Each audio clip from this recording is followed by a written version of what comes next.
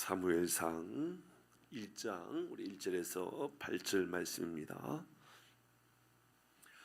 사무엘상 1장 1절에서 8절 말씀입니다. 여러분 미리 사무엘상 말씀을 쭉 한번 시간 내시면 읽어보시는 것도 여러분에게 큰 유익이 되겠다 생각이 듭니다. 1절부터 8절입니다. 에브라임 산지 라마다임 소빔에 에브라임 사람 엘가나라 하는 사람이 있었으니 그로 말미암아 그는 여로함의 아들이요 엘리후의 손자요 도후의 증손이요 수베의 현손이더라.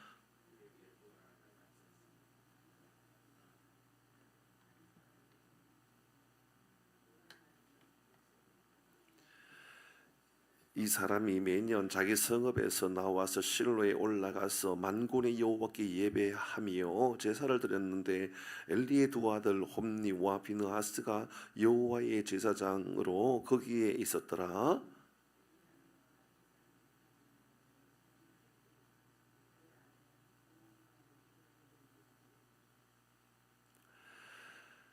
한나에게는 갑주를 주니 이는 그를 사랑함이라. 그러나 여호와께서 그에게 임신하지 못하게 하시니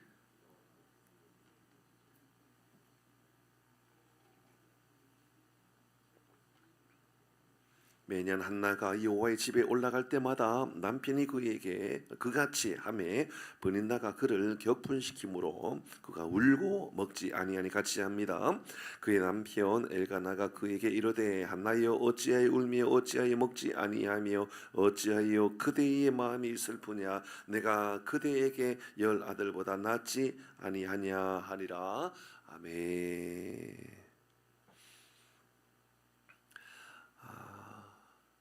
오늘부터 이제 사무엘상 말씀 함께 우리 묵상하고 읽어 가려고 합니다. 아마 올 한 해 계속해서 아마 사무엘 상하 말씀을 묵상하고 이 역대 그러니까 이제 역사에 기록되어 있는 말씀을 함께 묵상하면서 나가려고 그럽니다. 원래는 이제 사무엘 상하가 분리되어 있고 이러지 않습니다. 한 권의 책으로 되어 있었는데요. 70인역이라고 이제 성경이 번역되어 오면서 나누어서 이렇게 읽혀지고 있습니다. 기록된 연도는 아마 주전 BC 11세기, 10세기 그 정도쯤 되는 것으로 보여집니다. 왜냐하면 이 말씀이 다윗 시대, 사울 시대의 이야기가 중심이기 때문에 그때쯤 기록되었겠다 이렇게 보여집니다. 대략적인 내용은 그렇습니다. 사무엘 여러분 생각해 보시면 아주 굉장히 간단합니다. 사무엘상 1장에서 한 7장 8장까지 이렇게 7장 8장 7장까지 내용은 사무엘이 주로 이야기되고 있습니다. 사무엘 이야기입니다. 그리고 이제 8장에서 한 15장까지 3분의 1 정도 되겠죠. 이제 한 3달력 정도로 나눠질 수 있는데요. 8장에서 15장까지는 이 사무엘을 이어 뒤에 이제 사울이 어떻게 세워졌는가에 대한 내용들이 기록되어 있습니다. 그리고 이제 16장부터 마지막 말씀까지는 이 사울을 이어 뒤에 이제 다윗이 어떻게 역사에 등장하고 다윗이 어떻게 성경이 말씀하고 있는가를 기록하고 있습니다. 그리고 이제 이 사무엘 하루 넘어가면 모든 기록들은 이제 다윗이 중심이 되어 기록되어 있는 말씀이라 그렇게 보시면 됩니다. 이제 크게 보면 이제 이 전반부의 내용은 이 사무엘, 이제 중간 부분은 사무엘 이어서 기록되어 있는 사울, 하반기 뒷부분에는 이제 다윗 내용이 주로 이루고 있다라는 이야기입니다. 근데 이제 이 하반부 쪽의 내용들, 특별히 이제 사울을 이어 다윗이 기록되어 있고, 그리고 그 역사들을 내용을 잘 살펴보면 사울과 다윗이 상당히 비교되어 있는 모습들을 많이 나타납니다. 예를 들어 보면 사울은 악한 신이 들었었잖아요. 사울은 악한 신이 들었습니다. 그런데 다윗은 수금을 탐으로 말미암아 악한 신을 쫓아내버리는 성령의 사람에 대한 그런 말씀을 주로 이제 다루고 있죠. 이 사울은 악한 왕으로 악한 모습으로 나타남으로 말미암아 주변에 있는 사람들이 다 떠나버리게 되고 다윗은 사람들이 모여오게 되는 그런 모습들이 나타납니다. 이제 사울은 신접한 여인의 말을 듣는 사람이었는 반면에 다윗은 이제 이 선지자의 말을 듣게 되는 이제 이 그런 모습입니다. 제사장의 말을 듣거나 뭐 이런 모습들이 다윗의 모습에 나타납니다.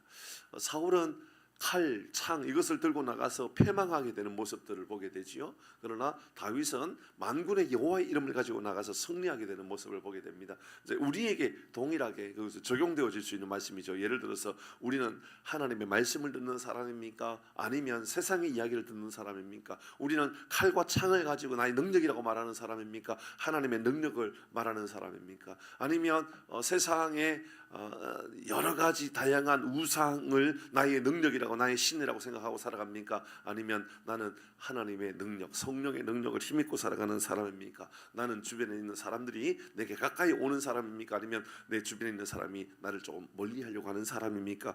이 보면 사울과 다윗의 말씀을 통하여 이런 모습들을 몇 가지의 특징으로 볼 수가 있습니다.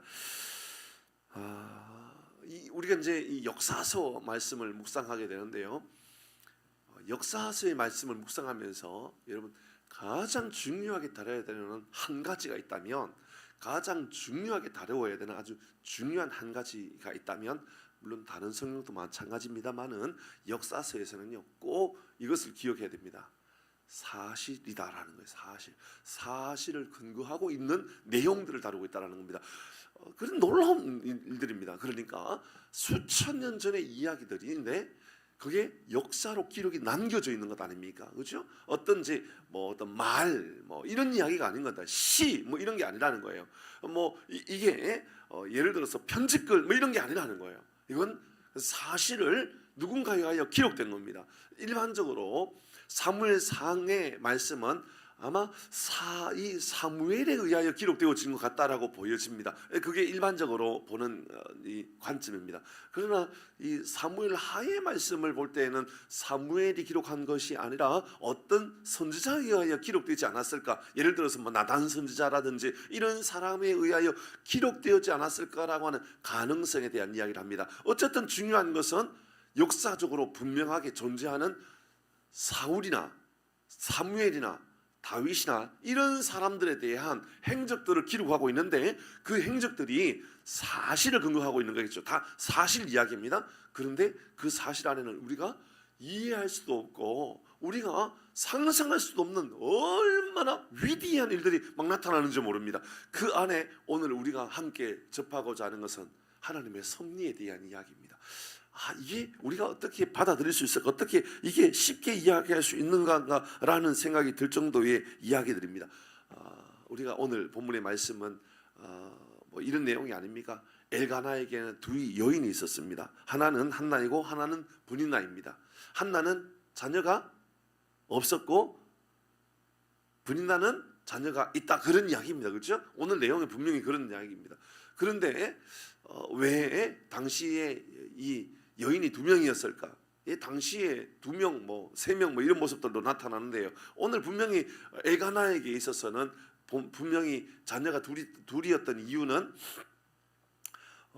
한나에게 자녀가 없음으로 말미암아 브니너를 통하여 자녀가 태어나지 않았을까? 이제 그렇게 추측을 해볼 수가 있습니다. 분명히 아마 그런 모습이 있었다라고 생각이 되어집니다. 그런데 두 번째로 맞이한 이 브니나가 얼마나 한나를 괴롭히는지 모른다, 이제 그런 내용입니다. 자녀가 생기고 나서 얼마나 괴롭히는지, 정말 이로 인하여서 이 성경의 말씀을 보면 너무너무 고통스러운 이야기를 하고 있죠. 6절의 말씀을 볼까요? 오늘 본문의 6절 말씀입니다. 6절의 말씀입니다. 같이 읽어봅니다. 6절 시작. 여호와께서 그에게 임신하지 못하게 하심으로 그의 적수인 브닌나가, 자 여기 됐습니다. 적수인 브닌나가 그를 심히 격분하게 했다, 괴롭혔다, 이렇게 이야기하고 있습니다. 자, 누가 하는 말입니까? 잘 보셔야 됩니다. 그는 어떤 누굽니까? 브니나는 한나를 얼마나 괴롭혔는지 적수가 되었다라고 이야기하고 있습니다. 적수. 이게 뭐 흔하게 쓰여지는 표현 아니지 않습니까? 이게 원어에 살펴보니까요. 이게 뭐냐면 대적하는 사람 혹은 고통을 주는 사람 이렇게 표현되어 있어요. 그러니까 적수였다. 적수. 고통을 주는 사람이었다. 한나를 괴롭히는 사람이었다라고 이야기하고 있습니다. 그런데 이게 누구의 말입니까? 한나의 말입니까? 아니잖아요. 누구 말입니까? 본인나의 말입니까? 아니잖아요. 그건 엘가나의 말입니까? 아닙니다. 이것은 어쩌면 성경을 기록하고 있는, 그러니까 어쩌면 사무엘이 아닐까라는 생각이 듭니다. 그러니까 사무엘은 태어나기도 전에 이 이야기를 아마 어머니나 아버지를 통하여 들었나 봅니다.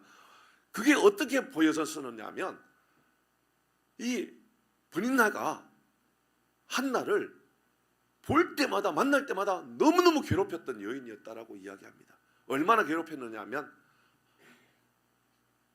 늘 눈물만 나는 겁니다. 만날 때마다 눈물이 납니다. 너무너무 고통스럽습니다.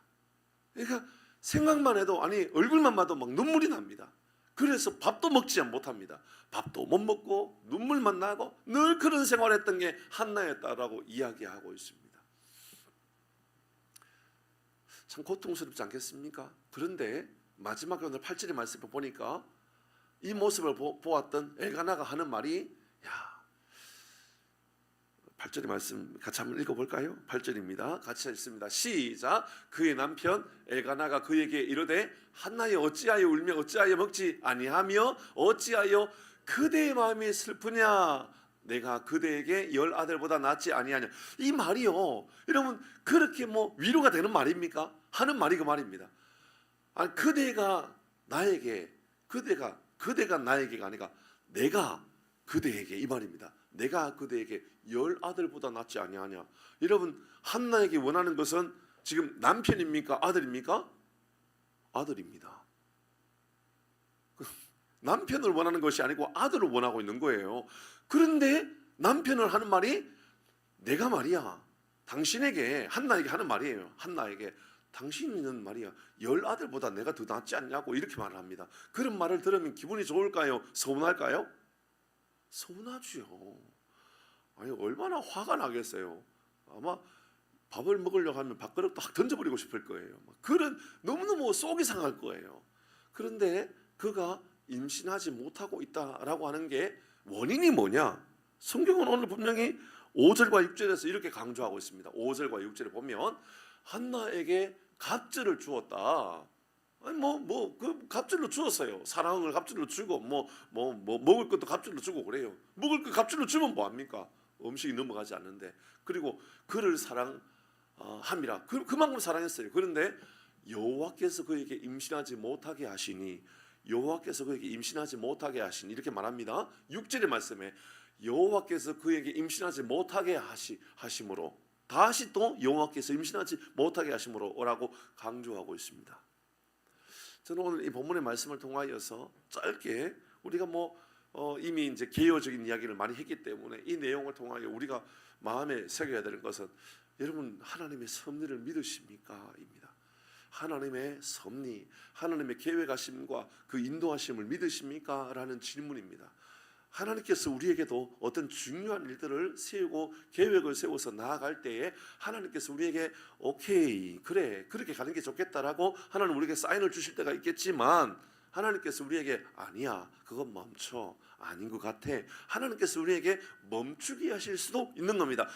우리 교회뿐만 아닙니다. 여러분에게도 마찬가지입니다. 여러분에게도 어떤 기도의 제목을 가지고 기도했는데 하나님께서 아니야 그거 내가 주지 않을 거야. 그거 주는 것 지금 아니야. 나중에 줄 거야. 하나님께서 말씀해 주실 때가 있습니다. 근데 그렇게 말씀하시면 우리는 예 감사합니다 하나님 은혜인 줄 알고 제가 기다리겠습니다 이런 마음이 더 많이 듭니까? 아니면 하나님 좀 서운합니다. 하나님 지금 좀 주시면 좋겠는데요. 지금 좀 이루어졌으면 좋겠는데요. 왜 하나님 지금 응답을 안 해주십니까? 제가 이런 계획이 있는 거 아시지 않습니까? 지금 좀 낫게 해주시면 얼마나 좋습니까? 지금 좀 나를 부자로 삼아주시면 얼마나 좋습니까? 지금 좀 하나님 응답해 주시면 얼마나 좋습니까? 이런 마음이 듭니까? 아니면 모든 것이 하나님의 은혜인 줄 알고 주님 지금 제가 아프지만 기다리겠습니다. 조금 더 기도의 잔을 채워가겠습니다. 이런 마음을 가지게 됩니까?